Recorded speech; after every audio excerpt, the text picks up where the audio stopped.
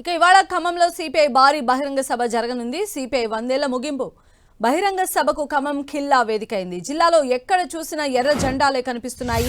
లక్షలాది మంది జనాలు చలో ఖమ్మం అంటూ బయలుదేరుతున్నారు.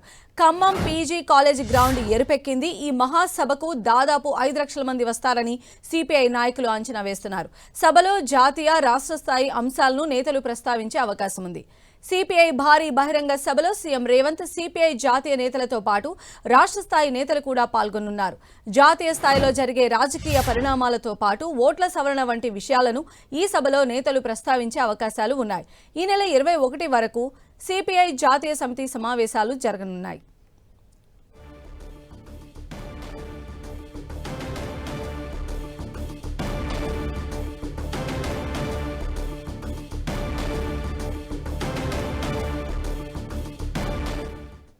మరిన్ని అప్డేట్స్ మా ప్రతినిధి సైదులు అందిస్తారు. సైదులు.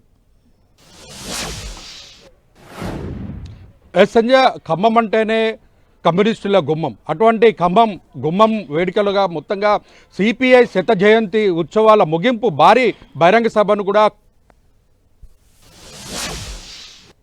రాష్ట్రాలతో పాటు ఇతర రాష్ట్రాలకు సంబంధించి కూడా దాదాపు పెద్ద ఎత్తున కూడా కార్యకర్తలు కదిలి వచ్చే అవకాశం కనిపిస్తుంది. ఇప్పటికే దాదాపుగా కాంగ్రెస్ పార్టీ అంటే మొత్తం సిపిఐ పార్టీకి సంబంధించినటువంటి నేతలు మొత్తం 5 లక్షల మంది పైగానే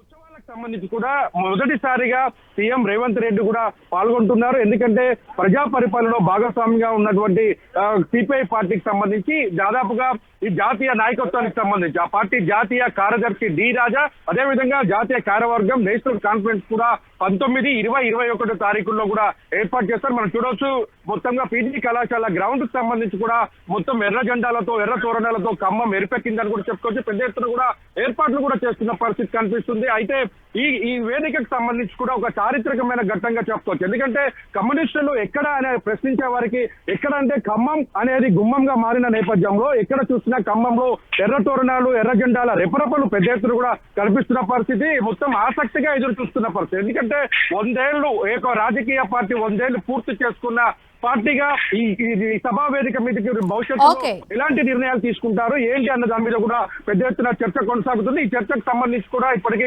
ఈ నేషనల్ కాన్ఫరెన్స్ ఉంది. ఈ నేషనల్ కాన్ఫరెన్స్ లో కూడా నిర్ణయం తీసుకునే అవకాశం ఉన్న పరిస్థితి కనిపిస్తుంది. ఓవరాల్ గా ఖమ్మం ఏర్పెక్కిందని చెప్పవచ్చు. భారీ ప్రదర్శన కూడా కొనసాగనుందని కూడా మనకి ఇప్పటికే అందుతున్న సమాచారం. పెద్ద ఎత్తున కార్యకర్తలు తరలి వస్తున్న పరిస్థితి ఉంది. రైట్ సైదులు.